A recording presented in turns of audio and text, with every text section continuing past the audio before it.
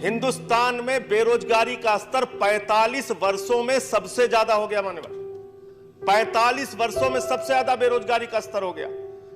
Automobile sector में बेरोजगारी, हर क्षेत्र में बेरोजगारी, और जो क्षेत्र बचे हैं उनको आप बेचने की तैयारी करते हैं। कभी हम लोग सुनते हैं रेलवे का डिसइन्वेस्टमेंट हो रहा है, कभी हम लोग सुन रहे हैं बीपीसीएल का डिसइन्वेस्टमेंट हो रहा है, कभी सुनते हैं कॉनकॉर का डिसइन्वेस्टमेंट हो रहा है, कभी एयरपोर्ट का डिसइन्वेस्टमेंट हो रहा है, कोल का हो रहा है।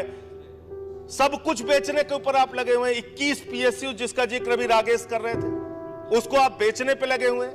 तो ये कौन सी नीति है?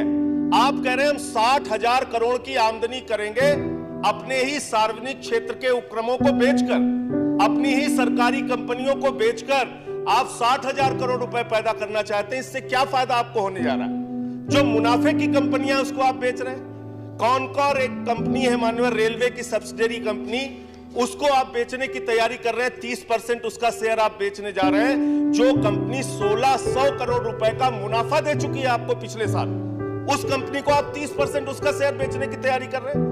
45 करोड़ से उस कंपनी की शुरुआत की थी और आज वो कंपनी 8,000 करोड़ का मुनाफा गवर्नमेंट को दे चुकी है। 25,000 करोड़ रुपए की जमीनें उसके पास हैं और आप उस कंपनी को, जो मुनाफे की कंपनी है, उसको बेचने की तैयारी आप कर रहे हैं। सेल बेच देंगे, रेल बेच देंगे, एयरपोर्ट बेच देंगे, कोल बेच देंगे, सब कुछ आप बेचने की नीति पर क्यों चल रहे हैं?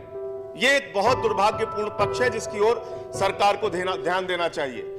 दूसरी बात मान्यवर, कहा यह जाता है, ऐसे ऐसे तर्क दिए जाते हैं। माननीय वित्त मंत्री जी ने कहा कि ऑटोमोबाइल सेक्टर में मंदी की एक वजह है ओला उबर चलने लगा।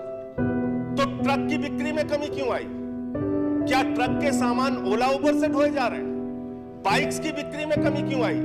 ऑटोमोबाइल सेक्टर में आज एक भारी मंदी का सामना देश कर रहा है। उसकी वजह क्या है? थोड़ी 2-3 पॉइंट और हमारे। इसी तरीके से बैंकों की बात अगर हम करें, 10.5 लाख करोड़ रुपए का एनपीए हो गया। ये एनपीए किस वजह से होता है? बैंकों में किसान का पैसा, मजदूर का पैसा, कर्मचारी का पैसा, छोटे व्यापारी का पैसा, लाखों करोड़ रुपए जो बैंकों में जमा था, उठा के आपने चंद उद्योगपतियों को बांट दिया। अब वो कर्जा पूरा नहीं करते तो आप बैंकों का घाटा पूरा करने के लिए 1,76,000 करोड़ रुपए आरबीआई का रिजर्व पैसा निकाल के आप बैंकों का घाटा पूरा कर रहे हैं। बैंकों की विश्वसनीयता हिंदुस्तान में खत्म होती जा रही है। पीएमसी बैंक घोटाला सामने आया मान्यवर।